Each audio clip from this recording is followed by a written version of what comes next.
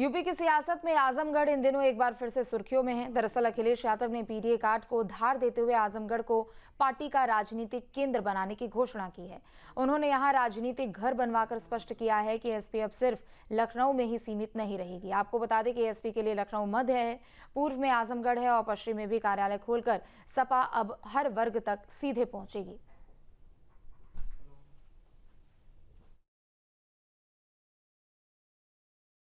नहीं, वो महल नहीं है, वो समाजवादी पार्टी का आजमगढ़ का एक रेजिडेंशियल कार्यालय के रूप में वो संचालित होगा। और जैसे कार्यकर्ताओं को प्रायः लखनऊ आना पड़ता है, कोई छोटा सा कार्यक्रम है, प्रशिक्षण हेतु कोई कार्यक्रम है, तो पूर्वांचल से चल करके लखनऊ में आना कार्यकर्ताओं के लिए कठिन होता है।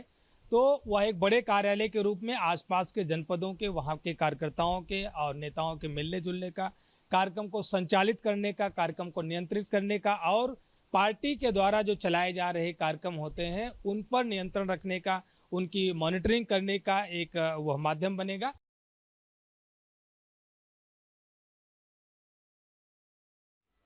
चाहे हेडक्वार्टर आजमगढ़ में बना हुआ है और चाहे गाजियाबाद में, लेकिन उत्तर प्रदेश की सम्मानित जनता जनार्दन ने ये जात पात की राजनीति और जात पात की रेखा खींच करके राजनीति करने वाले जितने भी राजनीतिक दल हैं सबके लिए दरवाजे बंद कर दिए। लगातार 2014 से उत्तर प्रदेश और देश की सम्मानित जनता जात पात की राजनीति को खारिज कर रही है और देश की और उत्तर प्रदेश की सम्मानित जनता ने आदरणीय मोदी और योगी जी के सबके साथ सबके विकास की राजनीति को अंगीकार किया है।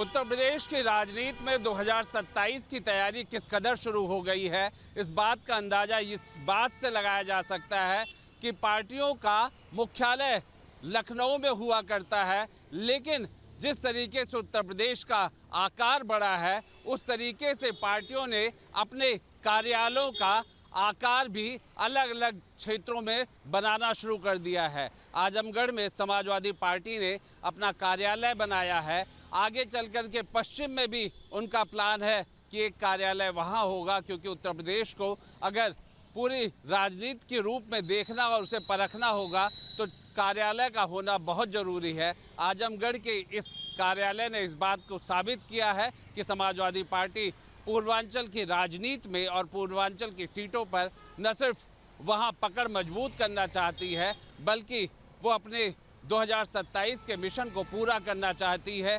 पीडीए का कार्ड वहां पर मजबूती से खेल सके।